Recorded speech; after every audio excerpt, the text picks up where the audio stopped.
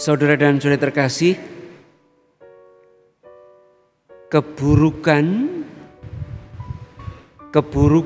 yang umumnya langsung dikaitkan dengan orang beriman kepada kita yang percaya kepada Tuhan dan terutama para pemimpinnya adalah kemunafikan. Bukan penipuan, bukan pencurian, bukan ketidaktaatan, bukan juga kekerasan. Tetapi keburukan yang langsung umumnya dikaitkan dengan orang beriman adalah kemunafikan. Ada banyak hal, banyak macam disampaikan oleh kitab suci. Salah satunya kemunafikan itu adalah menyatakan mempunyai tolok ukur atau standar moral tertentu, tetapi tindakannya tidak cocok dengan itu.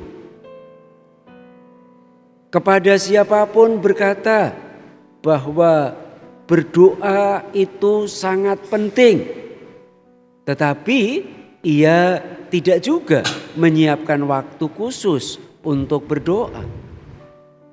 Ia mengatakan bahwa orang itu harus rendah hati, tetapi ternyata dia sendiri sangat mudah untuk tersinggung dan kemudian sangat mudah juga untuk melecehkan yang lainnya. Jelas itu munafik. Mengatakan bahwa menjaga kesetiaan itu sangat penting, tetapi ia sendiri ternyata mudah untuk ingkar janji. Orang mengatakan bahwa keluarga itu penting, hubungan komunikasi itu penting antar anggota keluarga, tetapi ternyata tidak pernah menyiapkan waktu sedikit pun untuk berkumpul. Orang macam ini adalah orang-orang munafik. Dan kenapa itu langsung dihubungkan dengan orang beriman dan khususnya para pemimpinnya? Karena mengatakan beriman itu penting sekali. Mengajarkan iman itu suatu keharusan. Merayakan iman itu tidak boleh ditawar-tawar. Mewujudkan iman itu harus dilakukan. Tetapi nyatanya tidak pernah berwarta sedikit pun tentang iman. Tidak pernah juga berusaha melakukan perayaan yang sudah ditentukan dalam normanya. Nyatanya tidak pernah mewujudkan iman itu dalam kehidupan sehari-hari. Maka itulah kemunafikan. Saudara dan terkasih, kemunafikan macam apa yang ditunjukkan dalam bacaan pertama yang disampaikan oleh Maleaki?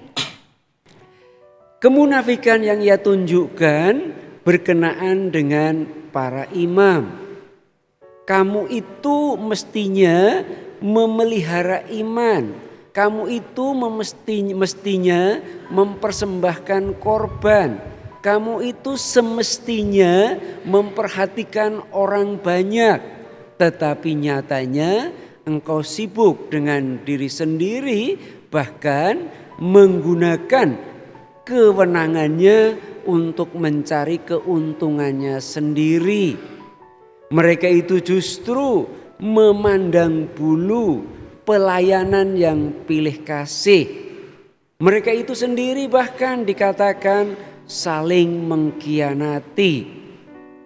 Itu semua karena tidak cocok dan tidak pas dengan kehendak Tuhan dan bahkan tidak pas dengan yang mereka janjikan atau yang lebih dulu dijanjikan antara Allah dan orang-orang Lewi sebagai imam.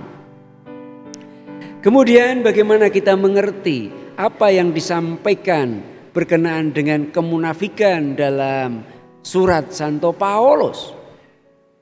Ia menyatakan bahwa orang yang baik itu seperti seorang ibu yang mengasuh, merawati orang-orang lain. Dan Paulus memang melakukan itu semua. Tetapi saya ingin katakan juga, seorang ibu yang sangat baik, yang mengasuh dan merawati anak-anaknya, tentu sangat terpuji. Tetapi menjadi buruk, menjadi munafik juga kalau seandainya dalam kebaikannya ternyata diselipkan tuntutan. Karena diselipkan suatu pamrih di baliknya. Saya melakukan semuanya ini karena supaya kamu nantinya membalas saya. Itu pun termasuk kemunafikan. Dan menjadi sangat jelas dalam Injil apa yang dikatakan oleh Yesus. Mereka itu bahkan oleh Yesus dikatakan ada perbedaan antara apa yang dikatakan, apa yang diajarkan dengan yang dilakukannya. Maka Yesus merasa perlu menegaskan. Kata-katanya baik, dengarkanlah, tetapi tindakannya tidak benar, maka jangan ditiru. Orang tua manapun, pastor, pemimpin, bruder, suster, pastilah menyampaikan yang benar itu. Maka sebaiknya kita perhatikan, tetapi belum tentu yang dilakukan adalah cocok dengan apa yang dikatakan. Itulah munafik.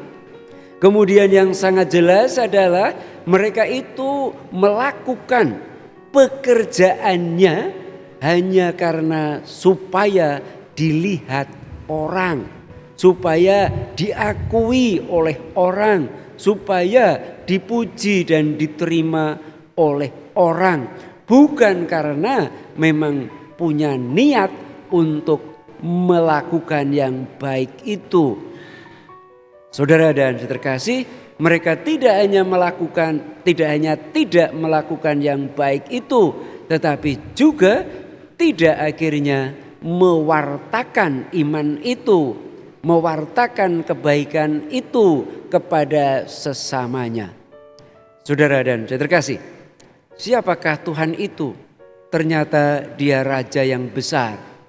Kepadanya siapapun sebenarnya harus tunduk dan taat. Dan karena dia raja besar, pastilah ia punya kuasa untuk mengetahui, untuk mengerti apa yang ada dalam hati kita. Siapakah Tuhan itu? Ternyata seorang yang sangat baik, ibarat seorang ibu yang selalu merawati, selalu memperhatikan anak-anaknya. Siapakah Allah itu? Ternyata dia adalah guru sejati, dia adalah pengajar yang baik itu.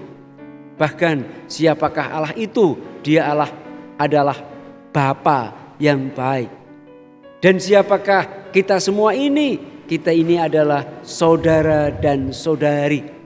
Maka sudah selayaknya di hadapan Tuhan yang demikian, di hadapan saudara dan saudari kita yang demikian, kita belajar untuk tampil apa adanya, untuk menunjukkan yang sesungguhnya, untuk bertindak secara jujur apa adanya.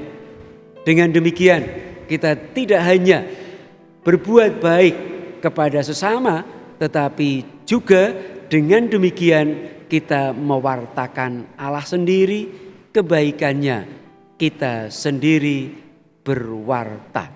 Semoga kita bukan menjadi orang-orang yang munafik, tetapi menjadi orang yang jujur apa adanya dan berusaha tampil seperti semestinya di hadapan Allah dan di hadapan saudara-saudari kita.